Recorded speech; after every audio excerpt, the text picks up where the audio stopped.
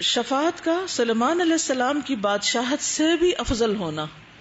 سلیمان علیہ السلام کی بادشاہت جو ہے نا سمبل ہے کہ لا ينبغي لأحد من بعدی، بس اسے کہتے ہیں نا وہاں ختم ہو گئی بادشاہت. عبد الرحمن بن نبی عقیل سے روایت ہے، وہ فرماتے ہیں کہ میں ایک وفد کے ساتھ رسول اللہ صلی اللہ علیہ وسلم کے پاس گیا، چنانچہ ہم آپ کے پاس آئے اور ہم نے دروازے پر سواریاں بٹھا دی.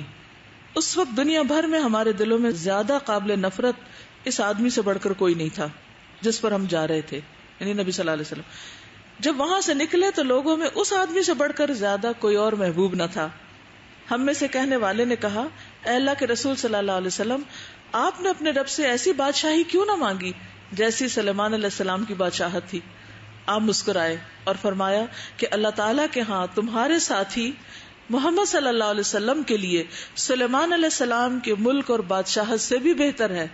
بلا شبہ اللہ تعالیٰ نے کسی نبی کو نہیں بھیجا مگر اسے دعا کا حق دیا، یعنی یہ آنر دیا کہ وہ قبولیت والی دعا مانگے. ان میں سے بعض نے دنیا کے لیے دعا کی تو انہیں وہ دے دی گئی، اور ان میں سے بعض نے اس دعا کو استعمال کرتے ہوئے اپنی قوم کے لیے بد دعا کی جبکہ انہوں نے ان کی نافرمانی کی. چنانچہ وہ اس کی بد دعا کی وجہ سے ہلاک اور برباد کر دیے گئے. سو اللہ نے مجھے دعا کا جو حق دیا میں نے قیامت کے دن اپنے رب کے پاس اپنی امت کی شفاعت کے لیے محفوظ کر دیا. تو یہ اعزاز جو ہے، یہ نعمت اور یہ حق، یہ اس بادشاہت سے بھی افضل. اب شفاعت کے الفاظ کیا ہوں گے؟ ابن دارہ جو حضرت عثمان کے آزاد کردہ غلام تھے وہ کہتے ہیں، ہم جنت البقیع میں حضرت ابو ہریرہ کے ساتھ تھے. ہم نے انہیں یہ کہتے ہوئے سنا کہ قیامت کے دن محمد صلی اللہ علیہ وسلم کی شفاعت کے حوالے سے میں لوگوں میں سب سے زیادہ جانتا ہوں. لوگ ان پر جھک پڑے اور اصرار کرنے لگے، اللہ کی آپ پر رحمتیں نازل ہوں، بیان کیجئے، بتائیے ہمیں. انہوں نے کہا کہ نبی صلی اللہ علیہ وسلم یہ دعا کریں گے، اللہم اغفر لکل عبد مسلم لقیک مؤمن بی لا یشرک بک، کہ اے اللہ ہر اس بندہ مسلم کی مغفرت فرما جو تجھ سے اس حال میں ملے کہ وہ مجھ پر ایمان رکھتا ہو، یعنی محمد صلی اللہ علیہ وسلم پر، اور تیرے ساتھ کسی کو شریک نہ ٹھہراتا ہو. تو یہ دعا ہوگی. تو پھر مستحق کون ہوگا؟ کل ایک حدیث پڑھی تھی میں نے، قیامت کی نشانیاں لائبریری میں، اس میں حدیث تھی کہ حضور پاک صلی اللہ علیہ وسلم جو شفاعت کے الفاظ بولیں گے وہ ابو ہریرہ نے بیان کی ہوئی ہے کہ وہ اس وقت حضور پاک صلی اللہ علیہ وسلم کو مطلب اللہ تعالیٰ بتائیں گے، اور پھر جب وہ پہلی دفعہ شفاعت مانگیں گے تو اللہ تعالیٰ ان کو کہیں گے کہ طلب کیجیے آپ کو کیا چاہیے. تو جب وہ شفاعت مانگیں گے کہ میری جو امت ہے اس پر رحم کیا جائے، ترس فرمایا جائے، تو اللہ تعالیٰ ان کو کہیں گے کہ آپ جائیں اور جہنم میں سے اپنے لوگوں کو چیک کریں جس کے دل میں جو کہ دانے کے برابر بھی ایمان ہے اس کو نکال کے لے کے آئیں. وہ اسی طرح 2-3 دفعہ جائیں گے حتیٰ کہ آخری بندہ بھی نکال لیا، اور آخری وہ ہوگا جس کے شفاعت کے مرحلے ہیں، آگے انشاءاللہ آئے گا. ایک شفاعت کبریٰ ہے یا عظمیٰ جس کو کہتے ہیں، جب حساب قائم کرنے کے لیے، جس کا ہم تفصیلی ذکر پیچھے بھی پڑھ چکے ہیں. پھر یہ ہے کہ جب اللہ سے ملاقات کر رہے ہوں گے لوگ اس وقت بھی، یعنی جیسے ٹیسٹ ہو رہا ہوتا ہے نا بچوں کا، ایگزامینیشن ہال میں ہوتے ہیں تو مائیں باہر کیا کر رہی ہوتی ہیں، ٹھیک ہے نا. پھر یہ کہ اس کے باوجود کچھ فیل ہو جائیں گے اور جا پڑیں گے وہاں، وہ سزا بھگت رہے ہوں گے، پھر آپ کی دعا کی وجہ سے ان کو وہاں سے نکالا جائے گا. ٹھیک ہے. تو بنیادی طور پر شفاعت کس کے لیے ہوگی؟ جس کے اندر 2 چیزیں ہیں، ایک تو توحید اور دوسرے ایمان بالرسول. پھر نبی صلی اللہ علیہ وسلم کے لیے جو وسیلہ کی دعا کرے وہ کب کرتے ہیں؟ اذان کے بعد. رسول اللہ صلی اللہ علیہ وسلم نے فرمایا، جو شخص اذان سن کر یہ کہے تو اسے قیامت کے دن میری شفاعت ملے گی. اللہم رب هذه الدعوة التامة والصلاة القائمة آت محمدا الوسیلة والفضیلة وابعثه مقاما محمودا الذی وعدته. اے اللہ اس کامل پکار کے رب اور کھڑی ہونے والی نماز کے رب محمد صلی اللہ علیہ وسلم کو قرب اور فضیلت عطا فرما، اور انہیں مقام محمود پر کھڑا کر جس کا تو نے ان سے وعدہ کیا ہے. ٹھیک ہے. پھر آپ کی شفاعت اس کے لیے ہوگی جو مدینہ کی سختی پہ صبر کرے گا، مدینہ کی سختی پر صبر کرے گا. ابو سعید مولا سے روایت ہے کہ وہ ہرہ کی رات میں ابو سعید خدری کے پاس آئے اور ان سے مدینہ سے واپس چلے جانے کے بارے میں مشورہ طلب کیا اور شکایت کی کہ مدینہ میں بہت مہنگائی ہے اور ان کی عیالداری بال بچے بہت ہیں اور میں مدینہ کی مشقت اور اس کی تکلیفوں پہ صبر نہیں کر سکتا.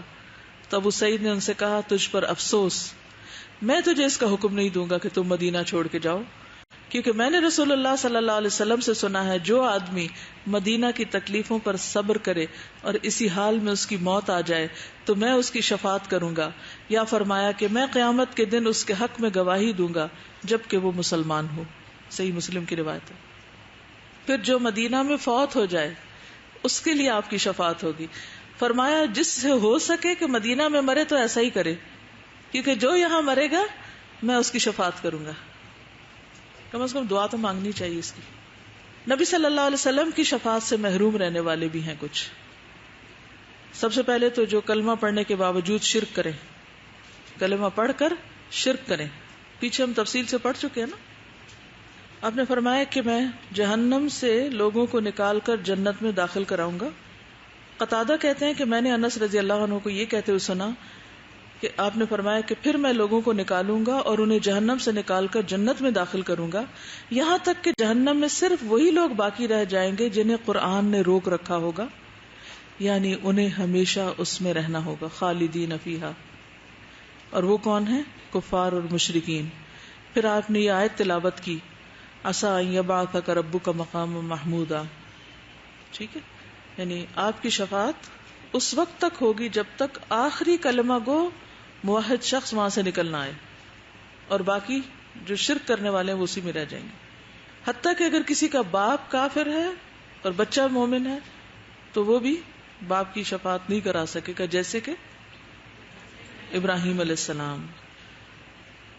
اللہ تعالیٰ ان کے والد کی شکل بجو کی طرح بنا دیں گے اور وہ جہنم میں گرا دیے جائیں گے۔ پھر شفاعت کی اقسام، شفاعت کبریٰ، یہ نبی صلی اللہ علیہ وسلم کے ساتھ خاص ہے۔ اس سے مراد وہ شفاعت ہے جو قیامت کے دن محشر کی ہولناکیوں سے راحت پہنچانے اور جلد حساب شروع کرنے کے حوالے سے نبی صلی اللہ علیہ وسلم خود کریں گے۔ یہ حدیث میں دوبارہ اس لیے تفصیلی بیان نہیں کر رہی، پیچھے میں سنا چکی ہوں کہ جب لوگ تنگ آ جائیں گے حشر کے میدان میں، پھر حضرت نور کے پاس جائیں گے، وہ ان کو حضرت ابراہیم کے پاس بھیج دیں گے، اینڈ سو آن، حتیٰ کہ لوگ آپ صلی اللہ علیہ وسلم کے پاس آئیں گے اور پھر آپ سجدے میں گر پڑیں گے اور آپ دعائیں کریں گے تو اللہ تعالیٰ پھر حساب قائم کریں گے۔ تو اس شفاعت کے بعد آتا ہے حساب کتاب، ٹھیک ہے۔ حدیث میں آتا ہے کہ المقام المحمود الشفاعہ، مقام محمود سے مراد میرا شفاعت کرنا ہے جنت میں اللہ کے روبرو۔ سلمان رضی اللہ عنہ کہتے ہیں کہ قیامت کے دن سورج کو 10 سال کی گرمی دی جائے گی، پھر اسے لوگوں کے سروں کے قریب کر دیا جائے گا، پھر لوگ نبی صلی اللہ علیہ وسلم کے پاس آئیں گے اور کہیں گے اے اللہ کے نبی صلی اللہ علیہ وسلم، آپ کی ذات وہ ہے کہ اللہ نے آپ کے لیے فتح کر دیا، اس نے آپ کے لیے اگلے پچھلے گناہ معاف کر دیے، اور آپ بخوبی دیکھ رہے ہیں کہ لوگ کس حال میں، یہ کب ہوگا؟ حشر کے میدان میں۔ بس آپ ہمارے لیے اپنے رب سے سفارش کیجئے، صاف فرمائیں گے کہ میں تمہارا ساتھی ہوں۔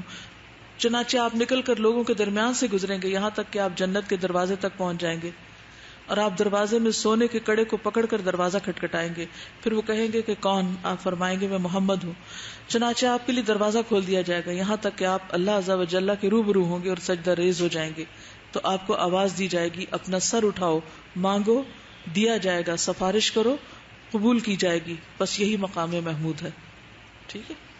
اور یہ شفاعت آپ کے سوا کوئی اور نہیں کر سکے گا، یہ بھی یاد رکھیے۔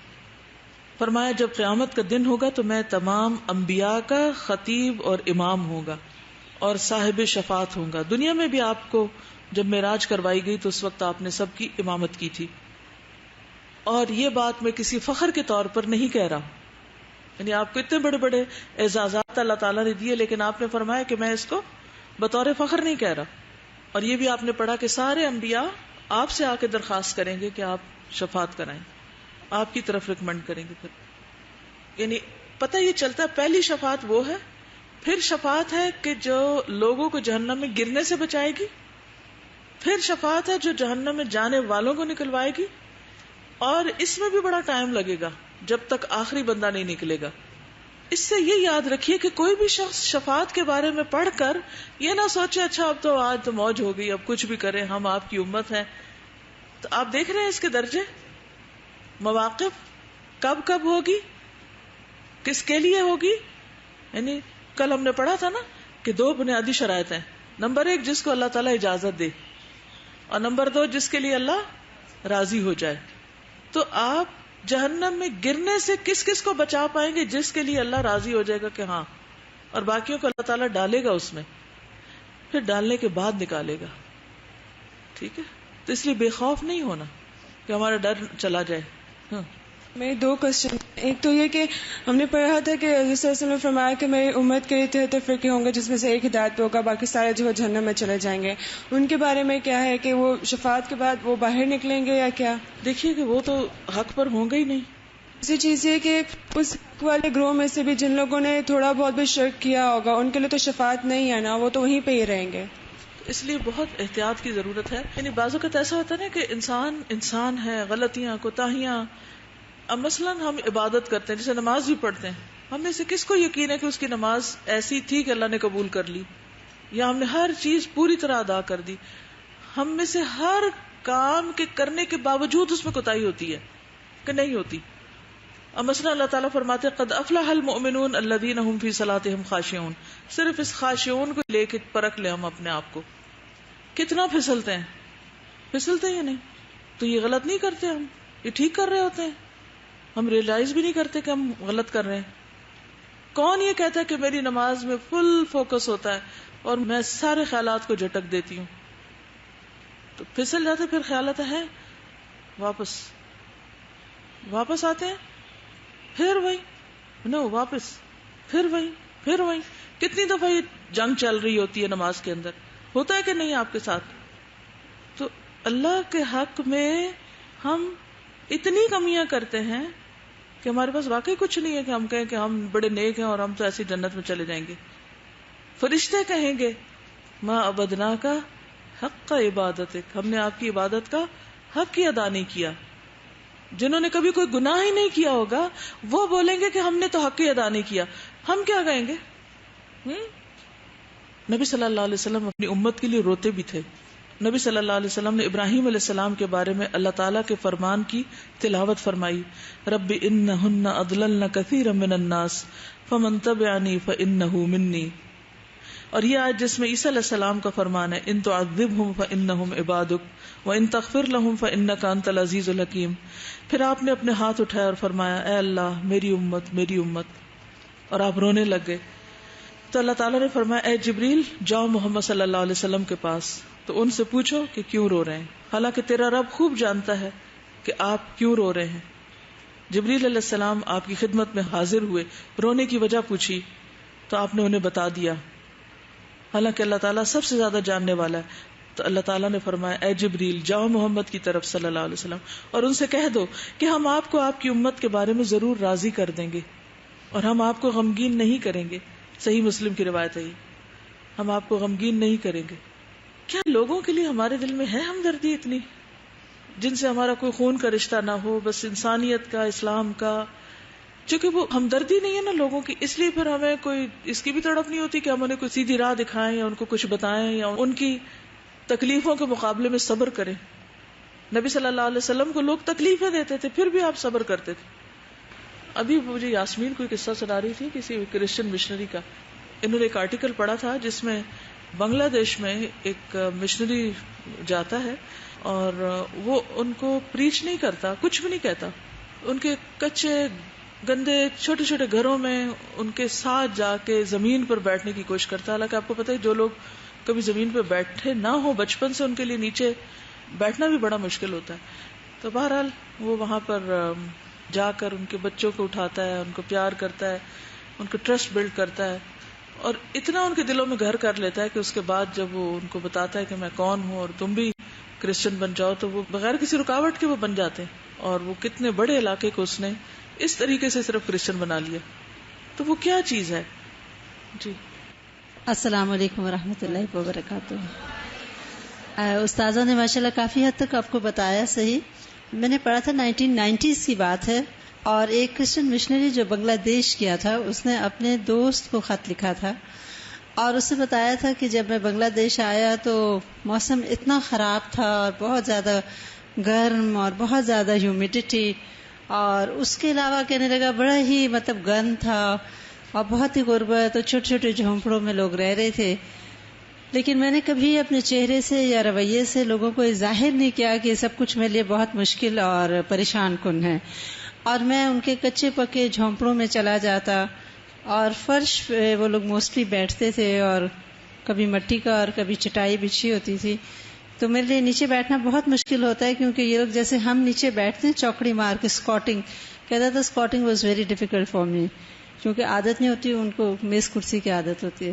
لیکن میں پھر بھی انہی کے بیچ میں بیٹھتا تھا اور پھر ان کے اتنے گندے گندے بچے ہوتے تھے لیکن میں ان کو بڑا پیار کرتا تھا اور بٹھاتا تھا اور بات چیت کرتا تھا. اور سب سے زیادہ تکلیف دہ مرحلہ ہوتا تھا جب وہ مجھے اپنا کھانا پیش کرتے تھے اور وہ کھانا اتنا اسپائسی ہوتا تھا کہ میری آنتوں میں لگتا تھا آگ لگ گئی ہے کیونکہ میں مرچوں کا عادی نہیں تھا.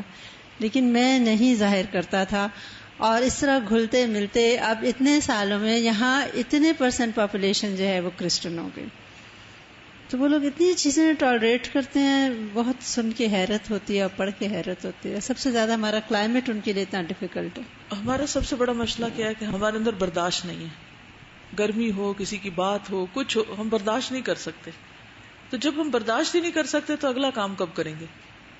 تو میں دیکھتی ہوں کہ نبی صلی اللہ علیہ وسلم کی سب سے بڑی خوبی کیا ہے؟ بہت خوبیاں ہیں لیکن ان میں سے ایک بہت بڑی خوبی کیا ہے کہ لوگوں کی نافرمانیوں, لوگوں کی زیادتیوں, ان کی تکلیفوں, ان سب چیزوں کے باوجود آپ برداشت کر رہے ہیں اور آپ پھر بھی ان کے لیے فکر مند ہیں اور پھر بھی رو رہے ہیں اور پھر بھی ان کے لیے دعا کرنا چاہتے ہیں کہ لٹرلی آپ غمگین ہیں. فَلَعَلَّكَ بَاخِعٌ نَفْسَكَ عَلَىٰ آثَارِهِمْ إِن لَّمْ يُؤْمِنُوا بِهَٰذَا الْحَدِيثِ أَسَفًا. ہمارے اسف کیا ہیں, ہمارے غم کیا ہیں, ہماری پریشانیاں کیا ہیں, ہماری فکریں کیا ہیں؟ کبھی اپنی ذات سے اوپر اٹھے بھی. پھر نبی صلی اللہ علیہ وسلم کے علاوہ بھی کچھ لوگ شفاعت کریں گے جن میں چھوٹے بچے. فرمایا چھوٹے بچے تو جنت کے کیڑے ہیں, یعنی تیزی سے ادھر ادھر بھاگتے پھرتے ہیں.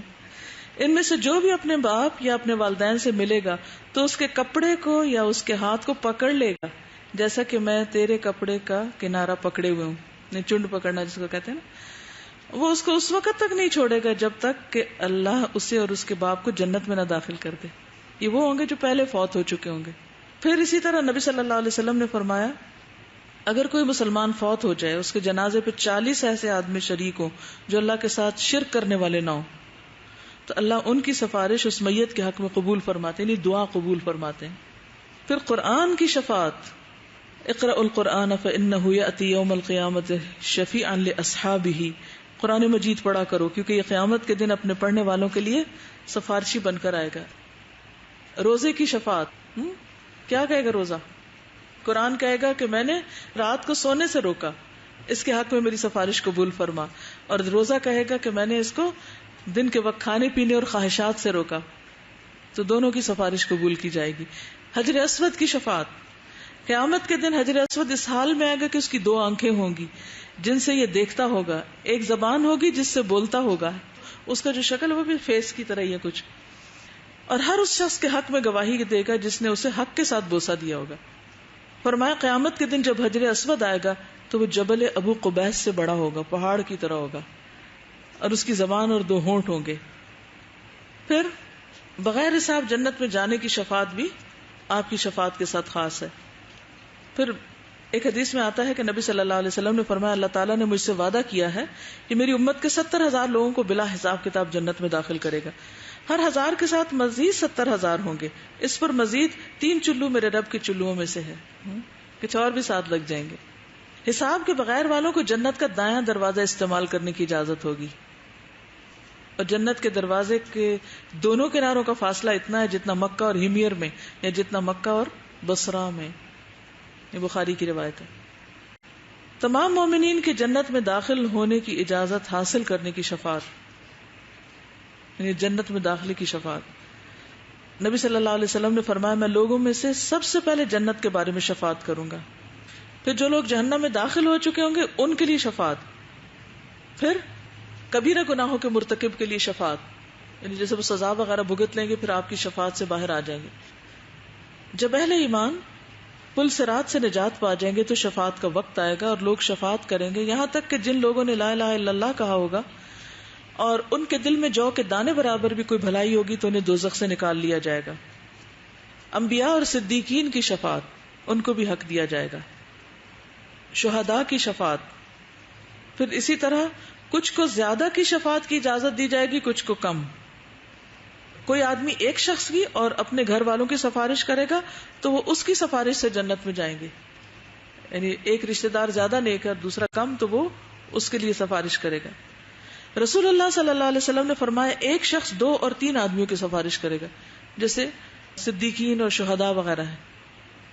نبی صلی اللہ علیہ وسلم نے فرمایا صرف ایک آدمی کی شفاعت سے جو نبی نہیں ہوگا, ربیہ اور مضر جیسے 2 قبیلوں یا ایک قبیلے کے برابر لوگ جنت میں داخل ہوں گے, یعنی اس کی شفاعت کی وجہ سے. یہ اللہ کا فضل ہے, جس کو چاہے دے. آپ نے فرمایا یہ شفاعت میرے علاوہ کسی اور کی ہوگی, یعنی اس کو بھی یہ اختیار ملے گا. پھر جنتیوں کی جہنمیوں کی لیے شفاعت, یعنی جو جنت میں جائیں گے وہ جہنم میں جانے والوں کے لیے شفاعت کر رہے ہوں گے. وہ کیسے؟ رسول اللہ صلی اللہ علیہ وسلم نے فرمایا, بخاری کی روایت ہے, تم لوگ آج کے دن اپنا حق لینے کے لیے جتنا تقاضا اور مطالبہ مجھ سے کرتے ہو, اس سے زیادہ مسلمان لوگ اللہ تعالیٰ سے تقاضا اور مطالبہ کریں گے جب وہ دیکھیں گے کہ اپنے بھائیوں میں سے انہیں نجات ملی ہے. وہ کہیں گے اے ہمارے رب, ہمارے بھائی بھی ہمارے ساتھ نماز پڑھتے تھے, ہمارے ساتھ روزے رکھتے تھے, ہمارے ساتھ دوسرے اعمال کرتے تھے, ان کو بھی دوزخ سے نجات دے. یعنی جو جنت میں جا چکے ہوں گے وہ اپنے دوستوں ساتھیوں کے پیچھے فکر کر رہے ہوں گے. چنانچہ اللہ تعالیٰ فرمائے گا کہ جاؤ, جس کے دل میں 1 دینار کے برابر بھی ایمان ہے اسے دوزخ سے نکال لو. اللہ تعالیٰ ان کے چہروں کو دوزخ پر حرام کر دے گا. وہ آئیں گے اور دیکھیں گے کہ بعض تو جہنم میں قدم اور آدھی پنڈلی جلی ہوئی ہے, یعنی بعض لوگوں کو صرف جہنم پاؤں, بعض لوگوں کی جوتی کا تسمہ, بعض لوگوں کی پنڈلی, سارے ہی نہیں کہ پورے کے پورے جہنم میں ہوں گے, کچھ تھوڑے بھی ہوں گے, کچھ پورے بھی ہوں گے. اور پھر اس طرح بار بار وہ جا کر سب کو باہر نکلوا لیں گے. پھر اللہ تعالیٰ خود بھی لوگوں پر رحم فرمائیں گے اور سزا دینے کے بعد ان کو جہنم سے باہر نکال لیں گے. صحیح مسلم کی وہ حدیث ہے جس میں فرمایا کہ اللہ تعالیٰ فرمائیں گے کہ فرشتوں نے شفاعت کر دی, انبیاء نے شفاعت کر دی, مومنوں نے شفاعت کر دی, اور آخر میں سب سے ارحم الراحمین کے علاوہ کوئی ذات باقی نہ رہی. چنانچہ اللہ تعالیٰ ایک مٹھی بھر آدمیوں کو جہنم سے نکالیں گے. یہ وہ آدمی ہوں گے جنہوں نے کوئی بھلائی نہ کی ہوگی, جل کر کوئلہ ہو گئے ہوں گے, لیکن دل میں چونکہ لا الہ الا اللہ ہوگا نا, لیکن عمل کوئی نہیں ہوگا, یعنی سچی توحید لیکن اور کوئی خاص کام نہیں, تو وہ جہنم میں بالکل جل کے کوئلہ ہو چکے ہوں گے. تو اللہ تعالیٰ ان لوگوں کو نہر میں ڈالیں گے جو جنت کے دروازوں پہ ہوگی, جس کا نام نہر الحیات ہے. پھر اس میں ان کی جلدیں تر و تازہ ہوں گی. جس طرح دانا پانی کے بہاؤ میں کوڑے کچرے کی جگہ اگ آتا ہے, تو ہوتا کوڑا کچرا لیکن وہ دانا کس طرح صاف ستھرا پودا نکلا ہوا ہوتا ہے نا. کبھی کوڑے کے ڈھیر پہ اگا ہوا دیکھا ہے کچھ, کتنے خوبصورت پودا نکلا ہوتا ہے. تو ایسے ہی وہ لوگ جہنم سے نکل کے بالکل دوبارہ صاف ستھرے خوبصورت ہو جائیں گے. تو وہ دانا پتھر کے پاس ہوتا ہے, کبھی درخت کے پاس جو سورج کے رخ پہ ہوتا ہے, وہ زرد یا سبز اگتا ہے, جو سائے میں ہوتا ہے وہ سفید رہتا ہے. تو سبز وہ ہوتا ہے جس کو ساری چیزیں مل جائیں. صحابہ نے عرض کیا اللہ کے رسول صلی اللہ علیہ وسلم, آپ تو ایسے بیان فرما رہے ہیں گویا کہ آپ جنگل میں جانوروں کو چراتے رہے ہوں, یعنی اتنے زیادہ پودوں کی ڈیٹیل بتا رہے ہیں کہ کون سا پودا کس رنگ کا ہوتا ہے. آپ نے فرمایا وہ لوگ اس نہر سے موتیوں کی طرح چمکتے ہوئے نکلیں گے, ان کی گردنوں میں سونے کے پٹے پڑے ہوئے ہوں گے, جن کی وجہ سے جنت والے ان کو پہچان لیں گے. ان کے بارے میں کہیں گے یہ اتقاء اللہ ہیں جنہیں اللہ تعالیٰ نے بغیر کسی عمل کے دوزخ سے آزاد فرما دیا. پھر اللہ تعالیٰ ان سے فرمائیں گے کہ جنت میں داخل ہو جاؤ, تم جس چیز کو بھی دیکھو گے وہ چیز تمہاری ہو جائے گی. وہ لوگ کہیں گے اے پروردگار, تو نے ہمیں وہ کچھ عطا فرما دیا ہے جو جہان والوں میں سے کسی کو بھی عطا نہیں کیا تھا. اللہ تعالیٰ فرمائیں گے تمہارے لیے میرے پاس اس سے افضل چیز ہے. وہ کہیں گے اس سے افضل کیا ہے؟ اللہ تعالیٰ فرمائیں گے میری رضا, آج کے بعد میں کبھی تم سے ناراض نہیں ہوگا. ان کی آنکھوں کے درمیان اتقاء اللہ لکھا ہوگا. ٹھیک ہے. پھر جنت میں بلند درجات کے لیے شفاعت, یعنی پہلے تو اس سے نکل ہے, اب اگلے درجوں میں جانے کے لیے شفاعت. جنت میں داخل ہونے والوں کے درجات کی بلندی کی سفارش. نبی صلی اللہ علیہ وسلم نے ابو سلمہ کی وفات پر ان کے لیے دعا کی, اللہم اغفر لابی سلمہ وارفع درجتہ فی المہدیین, اے اللہ ابو سلمہ کو معاف کر دے اور ہدایت یافتہ لوگوں میں اس کا درجہ بلند فرما. اے اللہ عبید ابو عامر کی مغفرت فرما. اے اللہ قیامت کے دن اسے اپنی بہت سی انسانی مخلوق سے بلند مرتبہ عطا فرما. پھر عذاب کے حقدار کے لیے عذاب میں تخفیف کی شفاعت, کہ اگر پورا عذاب نہیں ختم ہوتا تو کم کر دیا جائے. آپ کی وجہ سے آپ کے چچا کے عذاب میں کمی ہوگی. پھر نبی صلی اللہ علیہ وسلم کی شفاعت کے ذریعے جو لوگ آئیں گے انہیں جہنمین کے نام سے پکارا جائے گا کہ جہنم والے ہیں. ان کا سارا جسم جلا ہوا ہوگا, جھلسا ہوا ہوگا. اگر وہ نکلیں گے بھی نا اس سے پھر بھی جیسے ہوتا ہے نا کہ جلنے کے بھی نشانات کچھ باقی رہ جاتے ہیں. اور جنت میں جانے سے پہلے نہر میں نہا کے پھر اندر جائیں گے. اور شفاعت کے بعد چھوٹی ککڑیوں کی طرح نکلنا. نبی صلی اللہ علیہ وسلم نے فرمایا کچھ لوگ دوزخ سے شفاعت کے ذریعے نکلیں گے گویا کہ وہ چھوٹی چھوٹی ککڑیاں ہوں, جیسے وہ نہیں ہوتے کیوکمبرز ہوتے ہیں نا چھوٹے والے وہ. اور جنت میں آنے کے بعد ان کی خوشحالی کا عالم کیا ہوگا. اگر ان میں سے کوئی ایک شخص ساری دنیا کے لوگوں کی دعوت کرنا چاہے تو ان کے لیے بستروں کا بھی انتظام کر لے گا, کھانے پینے کا بھی کر لے گا, کسی چیز کی بھی کمی نہ ہوگی, ہر چیز اس کے پاس وافر ہوگی. تو یہ ہے شفاعت کا بیان. جزاکم اللہ خیرا. سبحانک اللہم و بحمدک اشہد ان لا الہ الا انت استغفرک و اتوب الیک. السلام علیکم و رحمۃ اللہ وبرکاتہ.